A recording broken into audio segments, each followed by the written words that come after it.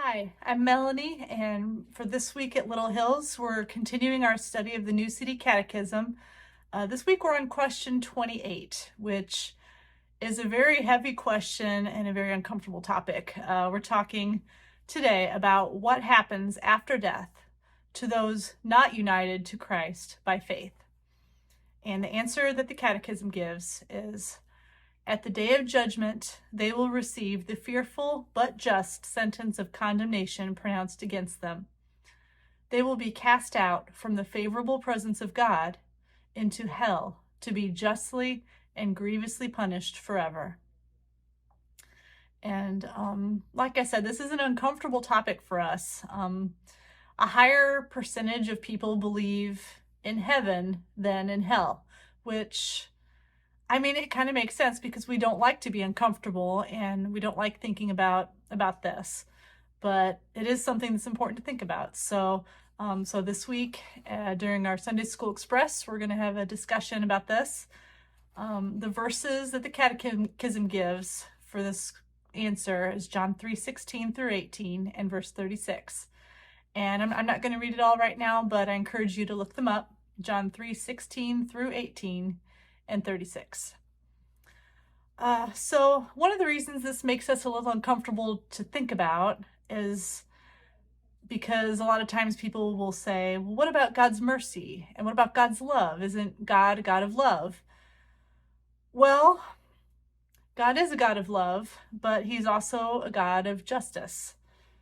And unless we understand hell, then we can't understand the enormity of what Jesus did to save us, because he took this on for us. He paid our penalty and he experienced this for us.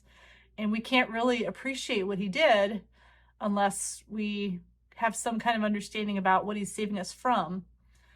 John Ryle says, if a man may escape hell at length without faith in Christ or sanctification of the Spirit, then sin is no longer an infinite evil, and there was no such great need for Christ making an atonement. What Christ did was bigger than we can imagine, and he was saving us from something that was worse than we can imagine. And like I mentioned a minute ago, God is love and he is mercy, but he's also just. And here's another quote. This one's from John Lynn. God's wrath is a settled, controlled opposition and hatred of anything that destroys what he loves. God's wrath flows from his love of creation. It flows from his justice. So what is hell? We have some things that we can look at that the Bible tells us. One thing we see is that hell would be independence from God. It's the natural consequence of our self-rule. If we reject God, then the natural consequence is this.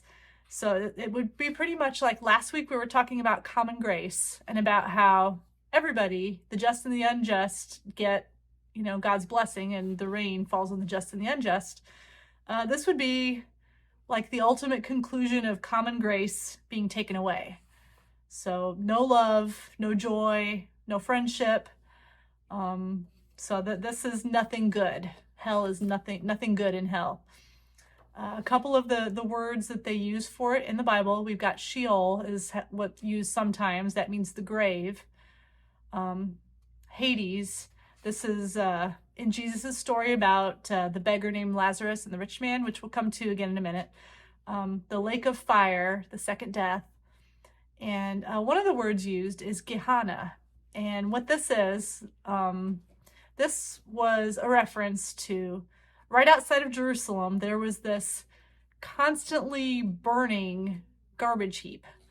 And it was just terrible. It was the same valley that used to be used for child sacrifice, like way back before all this in the Old Testament times. Sacrifices to Moloch, the child sacrifice. This was where that was. And Gehenna was where they would bring corpses to be burned.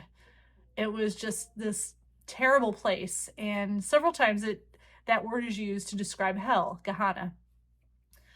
So what does Jesus say about hell? He does speak about it many times in the Bible. He calls it the outer darkness and the fire, and there's wailing and gnashing of teeth.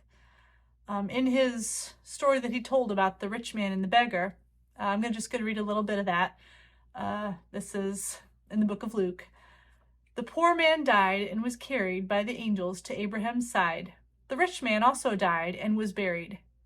And in Hades, being in torment, he lifted up his eyes and saw Abraham far off and Lazarus at his side.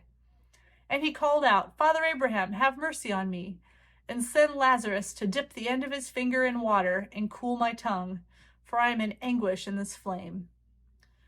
So this was I encourage you to go ahead and read the rest of that if you haven't already. It's in Luke, I believe, chapter 16.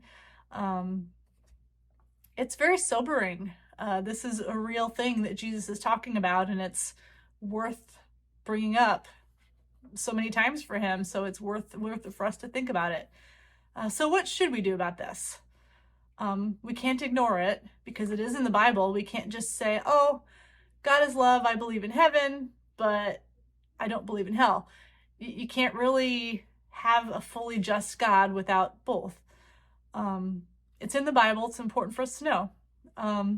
One thing we can do, though, is we can be thankful that God sent his son to pay this ultimate, just unimaginable price to save us from the consequences of our fallen state.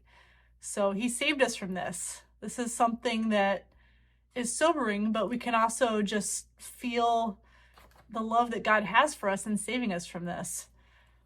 And also we should have faith in his precious gift that it's sufficient to save us. If we have faith, if we believe in our hearts and confess with our mouths that Jesus is the Lord, that we make him Lord of our lives, and we believe on him, then his grace is sufficient for us to save us, and it's something that should give us security and hope because he's done this for us.